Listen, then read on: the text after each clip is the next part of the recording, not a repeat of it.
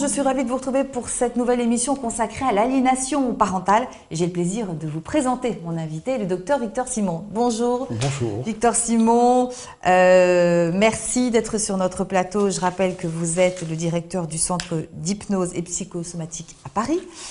L'aliénation parentale, alors en fait c'est, on va dire un syndrome d'aliénation parentale. C'est un sujet assez difficile qui intervient dans un contexte particulier, celui de la séparation des parents. C'est ça, c'est un sujet qui est douloureux en tout cas, puisqu'il survient toujours quand il y a un conflit intraparental, quand un couple commence à se déchirer et que le choix de la séparation se dessine et qu'il va falloir trouver une solution concernant les enfants. Et c'est là que le problème apparaît. Voilà. Alors, au départ, on peut dire quoi? Que ça se développe surtout chez les mères et rarement chez les pères? Alors statistiquement, ce sont le plus souvent les mères que l'on tente de disqualifier. Oui. D'accord. Ceci dit, il y a quand même 37% des enfants dans les familles non monoparentales, c'est-à-dire dans les familles recomposées, 37% des enfants sont chez les pères. Heureusement, 77% presque 80% sont chez les Mais dans la majorité des cas, Victor, la majorité des cas, c'est la mère qui récupère l'enfant. Qui dénigre le père. Alors, dans la plupart des cas, c'est la mère qui dénigre le père, puisque le conflit apparaît et que très rapidement, pour ne pas perdre l'enfant, la mère va commencer à monter, comme on dit, le fils ou la fille contre le père en tenant des propos qui sont invalidants et qui disqualifient l'autre parent. C'est quoi? C'est un esprit de vengeance? Parce que, par exemple, effectivement, le couple divorce et... C'est la vengeance, c'est la colère, c'est la tristesse, c'est les règlements de compte. Ce sont les règlements de compte qui apparaissent et qui font que peu à peu, l'enfant se retrouve pris en otage et qui peu à peu, il va épouser le système de la mère, par exemple, qui monte l'enfant contre son père, et que ça devient sa référence. C'est-à-dire qu'effectivement, pour parler clairement, l'enfant, il va être amené à rejeter et à haïr, par exemple, son père. On lui apprend à rejeter, à haïr son père, et comme les enfants aiment leur mère parce qu'ils se sentent aimés de leur mère, ils deviennent des enfants soldats, si j'ose dire. C'est-à-dire qu'ils vont devenir des combattants de première ligne pour se battre contre le parent qui est rejeté. Alors ça veut dire quoi? Sans parler on va dire d'utiliser des thèmes extrêmes, c'est quoi? C'est du lavage de cerveau? C'est une intoxication psychique, oui, on pourrait appeler ça un lavage de cerveau. Le terme n'est pas très joli. Non, mais on peut appeler ça, c'est-à-dire qu'on passe son temps à envoyer des messages destructeurs contre l'autre parent. Et que l'enfant, à la fin, en ayant subi cette intoxication psychologique, adhère complètement à la pensée de Et cette animosité, elle peut s'étendre à finalement toute la famille, son papa, si effectivement...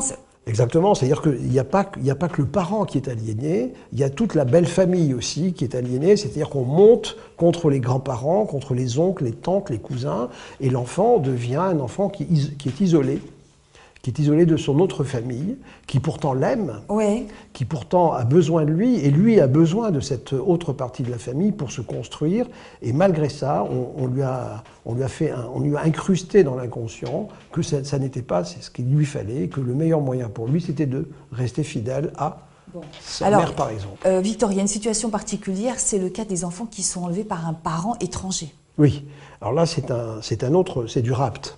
Ouais. C'est plus de l'aliénation, c'est d'un rapt. Et on voit ça très souvent, c'est-à-dire que quand une mère ou un père sent qu'il perd les pédales vis-à-vis de la justice, ils font un rapt d'enfants, ils vont se cacher à l'autre bout de la France, quand ça n'est pas à l'étranger.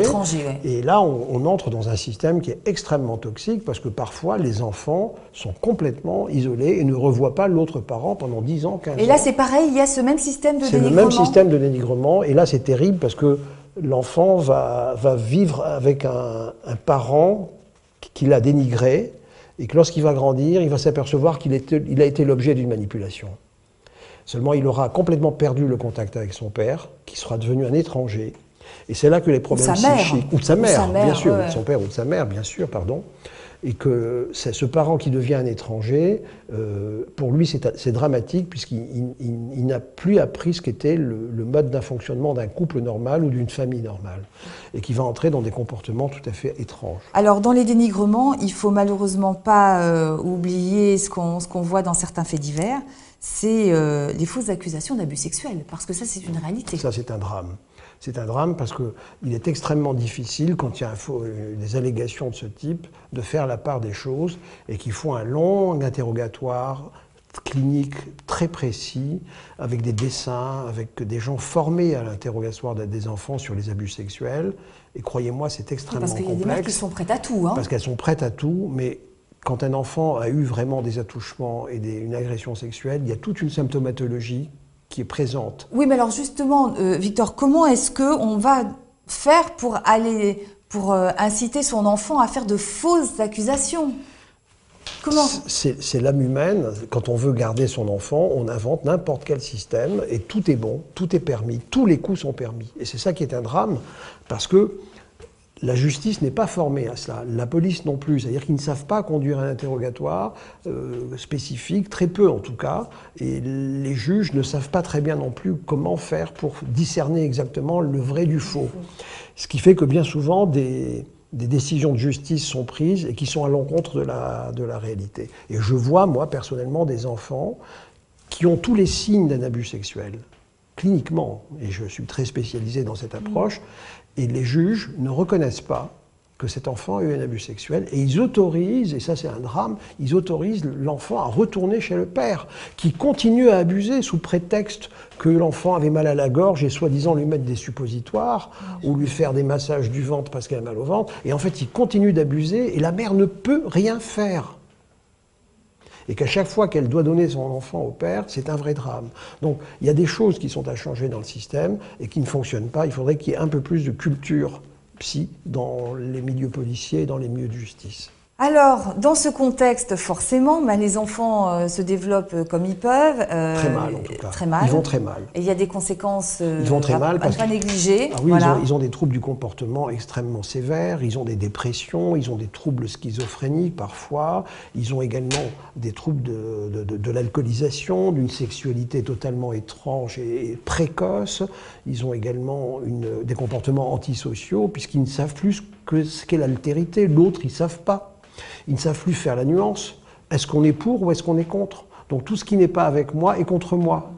Donc tous ces comportements-là les conduisent à avoir des comportements qui sont complètement décalés et les amènent à l'alcoolisation, à la drogue, à la dépression. Et à la dépression et le suicide également. Bon, alors, il y a maintenant le rôle des professionnels de santé, parce que vous dites vous-même que malheureusement, vous les médecins, vous n'êtes pas formés pour détecter ces syndromes d'aliénation parentale. Absolument pas. C'est quelque chose qui est une découverte récente, puisque le syndrome d'aliénation parentale a été décrit en 1980, par Garner, un psychiatre américain, et que, à part les gens qui travaillent pour les familles et pour les couples, très peu de gens connaissent ça, et les avocats le connaissent mieux que les médecins. Donc c'est quelque chose qu'il faudrait développer dans une formation très spécifique en faculté de médecine, pour que la première personne qui est en ligne, c'est le médecin généraliste, parce qu'il le voit. Il est un observateur privilégié et il sait exactement ce qui se passe et que c'est à lui qu'il faut donner l'information. Et au niveau de la prise en charge, comment ça se passe pour les enfants ? Alors, la prise en charge pour les enfants, c'est quelque chose d'extrêmement complexe parce que quand le lien parental est cassé, c'est extrêmement difficile de le reconstruire.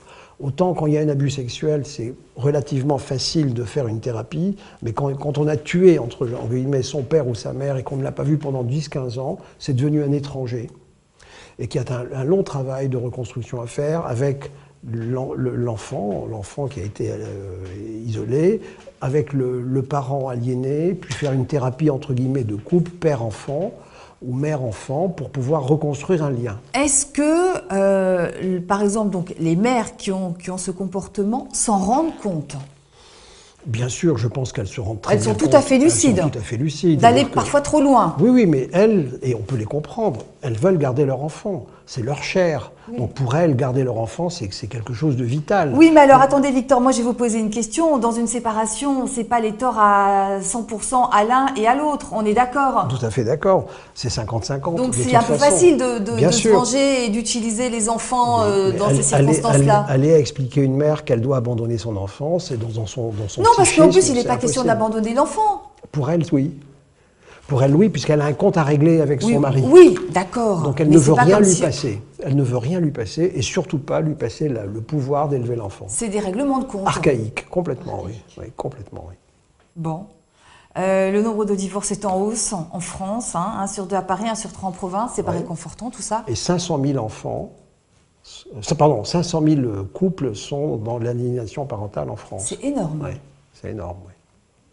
Bon, on termine quand même sur une note optimiste, non? Oui, Qu'est-ce qu'on peut dire? L'optimisme, c'est qu'il faudrait qu'on puisse mieux informer les familles sur les possibilités de changement, c'est-à-dire que quand il y a un couple qui dysfonctionne, plutôt que d'aller à la guerre de 30 ans, et en France on sait faire même des guerres de 100 ans, il faudrait mieux faire rapidement une thérapie familiale ou une thérapie de couple pour que la séparation qui doit avoir lieu, si elle doit avoir lieu, se passe dans des conditions où les enfants ne seront pas pris en otage. Ok, bon, mais écoutez, en tout cas, merci. Docteur Victor Simon, du bon usage de l'hypnose, je rappelle, c'est sorti chez Robert Laffont. Merci d'être venu nous éclairer sur ce syndrome d'aliénation parentale. Merci beaucoup, Victor. Et bien voilà, c'est la fin de cette émission. Je vous remercie de votre attention et de votre fidélité. À très bientôt.